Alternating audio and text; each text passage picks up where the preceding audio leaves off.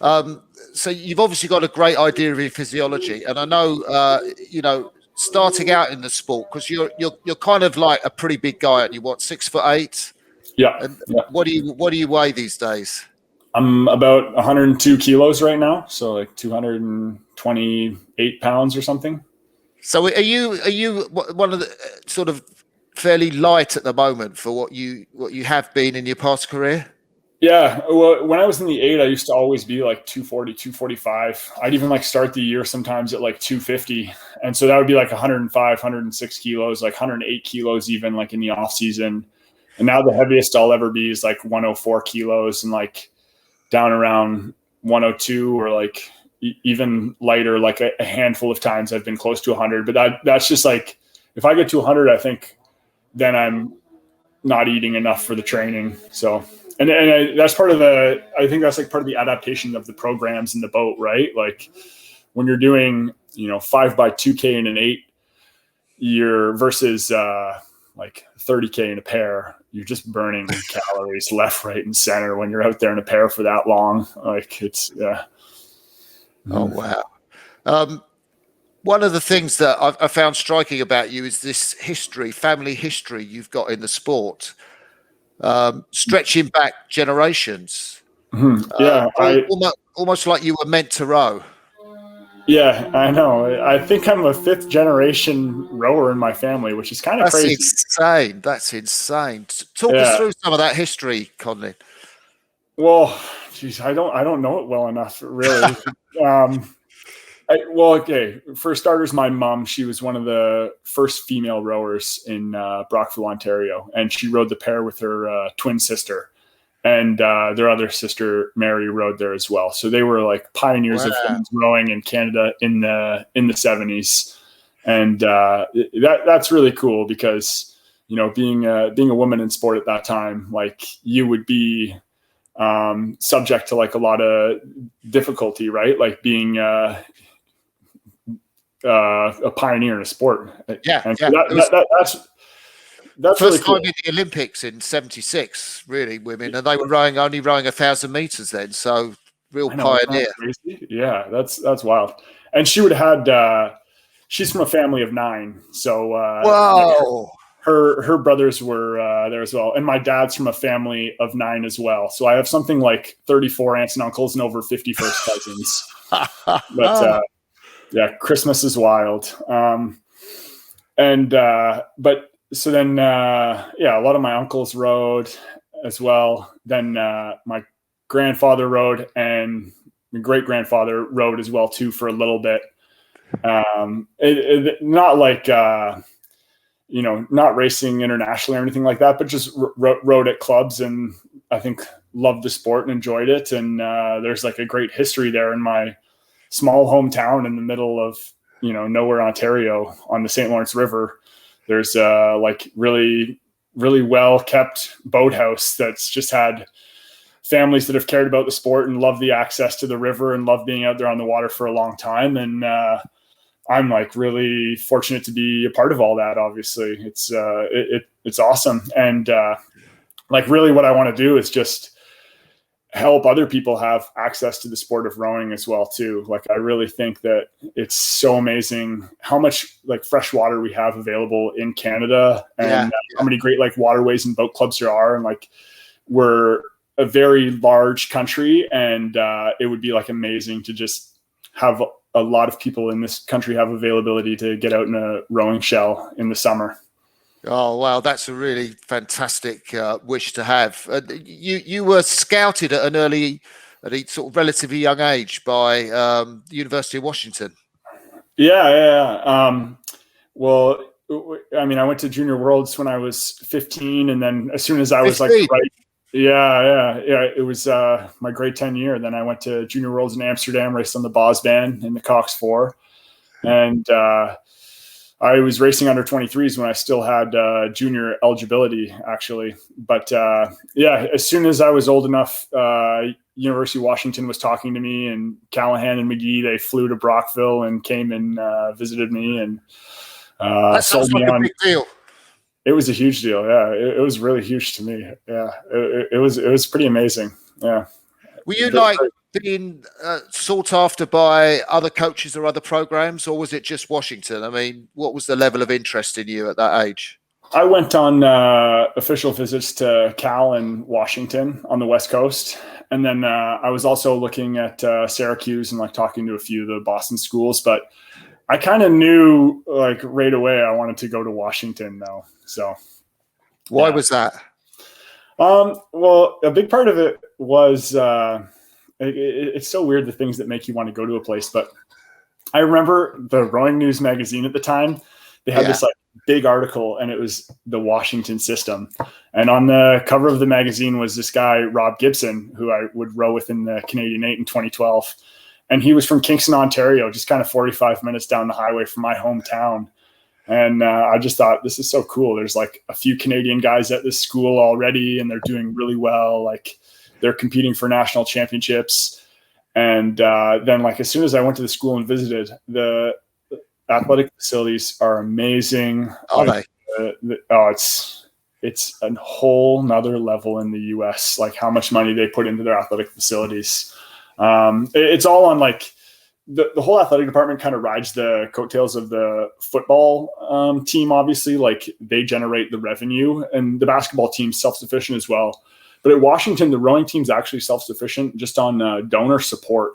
So they have like an amazing alumni network there. And it's because of the tradition of the program, like going all the way back to the early 1900s and like maybe most notably 1936, the Boys in the Boat, the Daniel James Brown book there. And so like there's this amazing history at Washington, and everyone like pays so much respect to it. And there have been so many like great crews over the years there. And it seems like a lot of the alumni just want to give back and see the program succeed and continue to be the top in the country, if not maybe like the top collegiate program in the world, right? Like, yeah. How cool would it be to figure that out every year? I always think about that. That'd be awesome. We've got a question from Oscar Nyberg, and I wonder, in terms of the training, I'm guessing that the answer is he's asked about weight training fitting in with Dick Tonk's training program. But I was kind of going to ask, through your career, which has been, quite long, stretching back to that junior 4. What year was that? 2006? 2006. Yeah. So how have you been with weight training, and how has it worked with the different coaches that you've had? Weight training was a really big part of my development when I was younger, like in high school, as well as when I was rowing for Spracklin. We pretty much always run some type of 3 times a week weightlifting program. The main Olympic lift was almost always the clean, and working on progressions to steadily build that up, as well as doing lots of like supplementary stuff. But never getting like into snatches or anything too crazy like that. And then with Dick, we did some like tempo weights early. So it'd be like a timer going. Yeah. And maybe 30 strokes a minute, and just kind of like lighter weights, like 60% of max or something like that. Like I'm kind of guessing there. And you just be everyone in the room lifting to the tempo, rotating around in circuits and stuff. And those are good workouts. We kind of had workouts like that at Washington as well. We would be more endurance weights, we would call it, as opposed to heavy lifting. And then the last kind of 2 years, Dick has basically said, like, we're going to get faster by getting fitter than stronger. So we pulled out of the weight room in 2020 when we thought the games were going to be that summer. And then we've done another stint of weightlifting right now, but not nearly as heavy. But with Dick, he's definitely more focused on fitness as it gets closer to the Olympics than strength. But I think like in the first year or 2 of the quad, he's interested in weightlifting.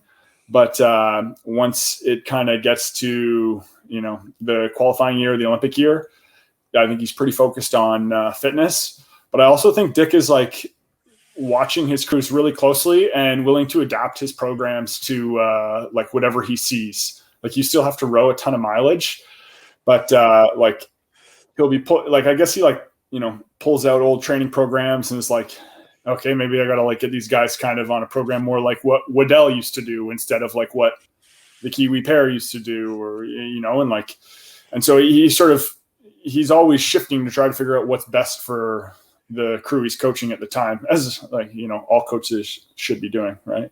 Yeah. Absolutely. Did you ever do any work with bungees on the boat? Yeah. So, that's a great. Yeah, you just reminded me of a whole thing, Martin. Thanks. So when he cuts the weightlifting, he puts the bungees on the boat, and we do bungee sessions twice a week. And it's like he says it's supposed to be a replacement for weights, so you have to go like bloody hard when you have the bungee on, and like you should be wrecked afterwards. Because I've done bungee rows with other coaches where it's like you just want to try and keep it feeling continuous and keep it feeling good and just feel the resistance of the bungee. But a bungee row with Dick is like, okay, this is like replacing a hard weight workout. So you want to be really making sure that you're driving it through the water. Wow. That's amazing. We haven't talked so much about some of the other coaches that you've had. You've had Terry Paul and Martin McIlroy as two of your coaches. And Luke McGee, also US national coach, has been one of your coaches at Washington. So, just talk me through some of the things you learned from those guys. Okay. I'll try and go in order. So I had Luke was my freshman coach, and he was like very inspirational to me. He did a great job like making us tough, making us durable, and building belief in the program. And like we heavily focused on the front end in an 8, which like is a great way to have success in an 8. And he was a really great freshman coach. It was a good experience. Then after that, it was Martin McIlroy. I had from 2014 to 2016, and Martin added a lot of great things to the program in Canada. I think he wrote one of the best programs for like just general fitness and like strength and fitness as well too. Like we would go on these camps where we'd be cycling, weightlifting, and erging, and like you just felt like a machine afterwards. Wow. And he did a great job like trying to integrate a lot of different things as well too, like using psychologists, nutritionists, and like very, very organized with meetings and stuff, and had everything really well like regimented like that. And then he based a lot of like his training based off that 2008 from Great Britain that won gold with Steve Trapmore stroking. Yeah. And so we watched a lot of videos of those guys rowing and trying to row that way. I think like the difficult thing for me during that period that was tough was like a lot of what Martin did was the opposite of what Mike did technically. And really interesting. With training as well too. Like Mike was so focused on lining everybody up and racing and like max power, max length, max effort. And like Martin was very focused on like efficiency, and like the technique was very different. Like he wanted us to sit at the finish instead of like move it around the way we were so used to. And so it was like a lot of things were opposite. And I think that didn't like help us to succeed with Martin as a coach. Just such a big transition from where we were with everything. And it's a really tough situation. Like a lot of US coaches, when I would go down in the school year to row for Callahan, at first you get back and all the guys in the team are kind of rowing different ways coming from their home countries. Yeah. Mike would just be like, jump in the boat and see if what you're doing works. Like you don't have to try and do something totally different right away. Really? He's like, maybe you can row the Canadian way in 4-seat and it just like feels great and just add something to our boat. Like not all the curves or blades or bodies have to look the exact same. Like it just has to work. Wow.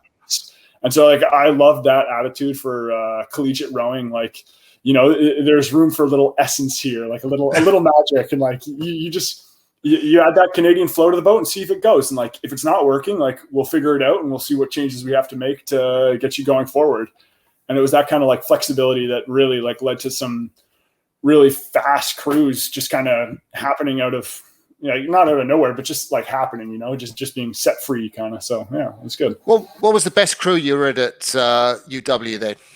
Oh, I can't compare them. That's that would be totally unfair to any of those guys. They're all great. Yeah.